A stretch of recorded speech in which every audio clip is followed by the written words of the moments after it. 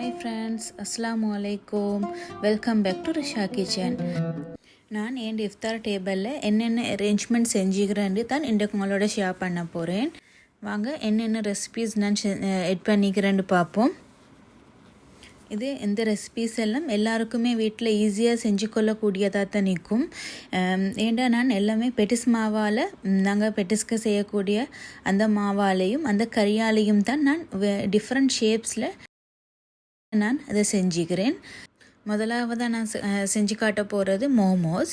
இது நான் இதுக்குள்ளுக்கு நாங்கள் வளமையாக செய்யக்கூடிய ஏதாவது ஒரு கறியை நாங்கள் உள்ளுக்கு வச்சு நான் ஃபிஷ் அவியலை தான் உள்ளுக்கு வச்சுக்கிறேன். பெட்டிஸ்க்கு நான் வளமையாக செய்யக்கூடிய அந்த ஃபிஷ் அவியலை உள்ளுக்கு வச்சு அதை நான் எப்படி மடித்து செஞ்சுக்கிறேன்னு பாருங்கள்.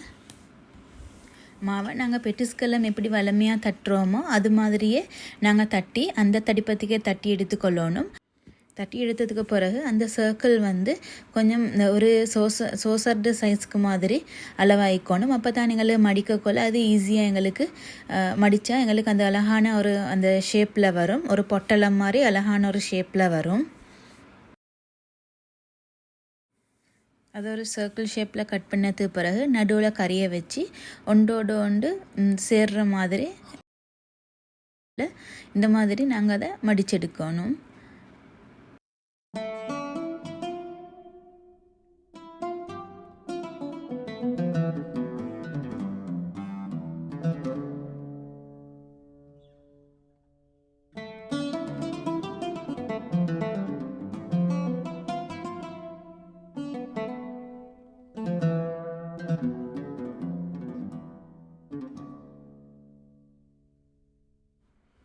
இப்படி ஒவ்வொன்றா நீங்கள் மடிச்சு எடுத்துக்கொள்ளுங்க.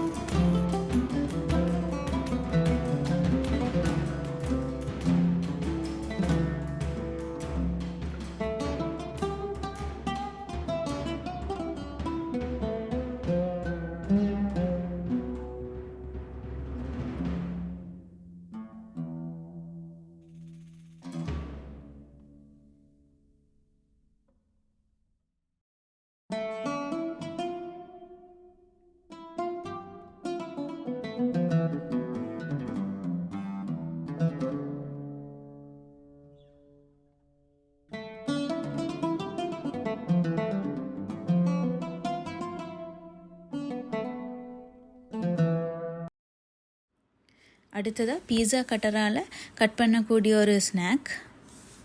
வாங்க அதை எப்படி செய்கிறேன்னு பார்ப்போம். இதை செய்கிறதுக்கு 2 பெரிய மாவு உருண்டைகள் எடுத்து அதில் முதலாவதாக ஒரு மாவு உருண்டையை நல்லா பெருசாக தட்டி அதை வேறையாக எடுத்து ஒரு சைடில் வச்சு கொள்ளணும். அடுத்ததை தட்டி நல்லா அதே மாதிரி பெருசாக தட்டி அதில் ஒவ்வொரு இடங்கள்லையும் கறிகளை வச்சுக்கொள்ளுங்க. வச்சதுக்கு பிறகு நாங்கள் ஏற்கனவே தட்டி வச்ச அந்த மாவை அப்படி இந்த தட்டினத்தை அப்படியே எடுத்து மேலால் வச்சு அந்த கறிகளை வச்ச இடங்களை சுற்றி வர அதை நல்லா கையால் அமர்த்தி விடணும். அப்படி அமர்த்தி விட்டால் தான் நாங்கள் இந்த பொரிச்செடுக்க போக்கல கறிகள் வெளியே வராது. அப்போ நாங்கள் நல்லா அமர்த்தினத்துக்கு பிறகு பீஸா கட்டராலேயோ உங்கள்கிட்ட இருக்கிற ஏதாவது ஒரு ஷேப் கட்டரோண்டால் அதை நீங்கள் கட் பண்ணி எடுத்துக்கொள்ளுங்க.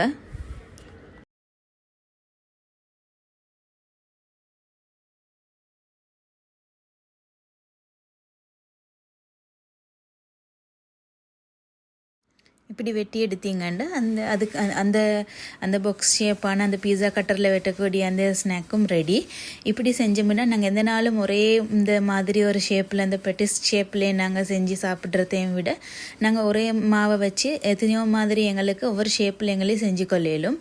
அடுத்ததாக கஞ்சி எப்படி செய்கிறேன்னு பார்ப்போம். நான் இன்றைக்கு வெஜிடபிள் கஞ்சியை தான் உங்களோட ஷேர் பண்ணுறேன். நான் அவ்வளோ பெருசாக இதை எக்ஸ்பிளைன் பண்ணலை. முதலாவதாக ஊற வச்ச பச்சரிசியில் வெள்ளைப்பூடு, உப்பு, உளுவரிசி எல்லாம் போட்டு அதை நல்லா வேக வச்சு எடுத்துக்கொள்ளணும். அதுக்கு அடுத்ததாக நாங்கள் நான் இங்கே மரக்கறி செய்கிறதால மரக்கறிஸ் எல்லாத்தையும் மேட் பண்ணி அதில் உப்பு, மஞ்சள் தூள், கொஞ்சமாக கொச்சிக்கத்தூள், கொஞ்சம் கொத்தமல்லி தூள், நச்சீரகத்தூள், சின்ன ஒரு சூப் கட்டை, ஒரு சிக்கன் சூப் க்யூப் ஒன்றையும் அதில் ஹாஃபையும் நான் அதில் எட் பண்ணிக்கிறேன். கொஞ்சமாக தண்ணியை ஊற்றி அதை கொஞ்சம் வேக வைக்கணும். நல்லா வெந்து தண்ணியெல்லாம் நல்லா வதங்கினதுக்கு பிறகு அதை நாங்கள் ஏற்கனவே செஞ்சு வச்சுக்கிற அந்த பச்சரிசி அந்த அரிசி வேக வைத்து அதில் இது எல்லாத்தையும் மேட் பண்ணி நல்லா மிக்ஸ் பண்ணி விட்டுட்டு கோகோனட் மில்கையும் மேட் பண்ணி நல்லா மிக்ஸ் பண்ணினோம் வேண்டாம். மரக்கறி கஞ்சியும் ரெடி. அடுத்ததாக வாட்டர்மெலன் ஷர்பத் எப்படி செய்கிறேன்னு பார்ப்போம். அதுக்கு வாட்டர்மெலன் சின்னதாக கட் பண்ணி எடுத்துக்கொள்ளணும். அந்த கட் பண்ணின வாட்டர்மெலன் க்யூப்ஸை ஒரு மிக்சர் ஜாரில் போட்டு அதில் நாங்கள் ரோஸ் சிரப் 1 டேபிள் ஸ்பூன் எட் பண்ணிக்கொள்ளணும். ரோஸ் சிரப்னு சொன்னால் ஃபலூதாக்கெல்லாம் நாங்கள் போடுற ஃபலூதாக்கெல்லாம் சேர்க்கக்கூடிய அந்த ரோஸ் சிரப் தான்.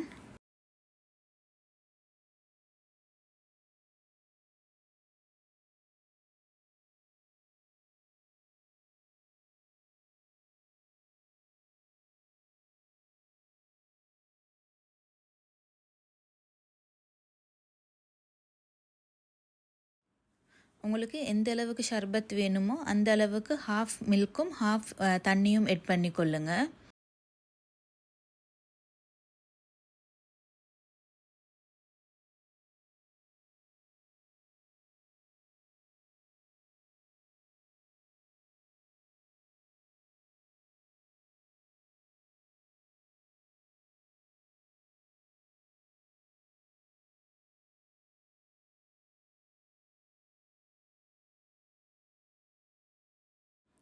கொஞ்சம் கசகசாவையும் ஒரு சைடில் ஊற வச்சுக்கொள்ளுங்க.